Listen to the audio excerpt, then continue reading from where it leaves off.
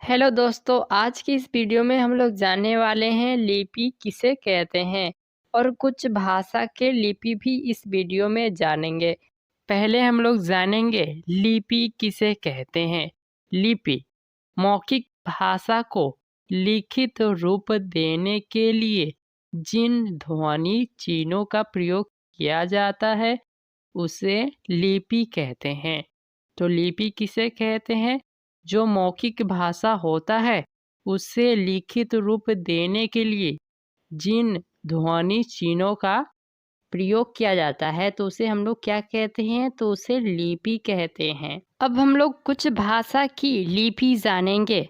जैसे हिंदी भाषा की लिपि देवनागरी, अंग्रेजी भाषा की लिपि रोमन, गुजराती भाषा की लिपि देवनागरी, जर्मन भाषा की लिपि रोमन, बंगाली भाषा की लिपि बांग्ला, संस्कृत भाषा की लिपि देवनागरी, पंजाबी भाषा की लिपि गुरुमुखी, उर्दू भाषा की लिपि फारसी, अरबी भाषा की लिपि फारसी, जापानी भाषा की लिपि जापानी, नेपाली भाषा की लिपि देवनागरी। तो एक बार फिर से रिवाइज करते हैं। पहले हम लोग जानेंगे लिपि किसे कहते हैं। लिपि मौखिक भाषा को लिखित रूप देने के लिए जिन ध्वनि चिन्हों का प्रयोग किया जाता है उसे लिपि कहते हैं। तो लिपि किसे कहते हैं?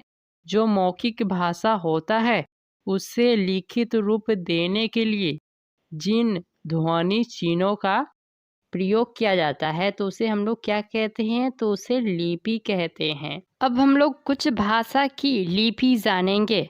जैसे हिंदी भाषा की लिपि देवनागरी, अंग्रेजी भाषा की लिपि रोमन, गुजराती भाषा की लिपि देवनागरी, जर्मन भाषा की लिपि रोमन, बंगाली भाषा की लिपि बांग्ला, संस्कृत भाषा की लिपि देवनागरी, पंजाबी भाषा की लिपि गुरुमुखी, उर्दू भाषा की लिपि फारसी, अरबी भाषा की लिपि फारसी, जापानी भाषा की लिपि जापानी, नेपाली भाषा की लिपि देवनागरी।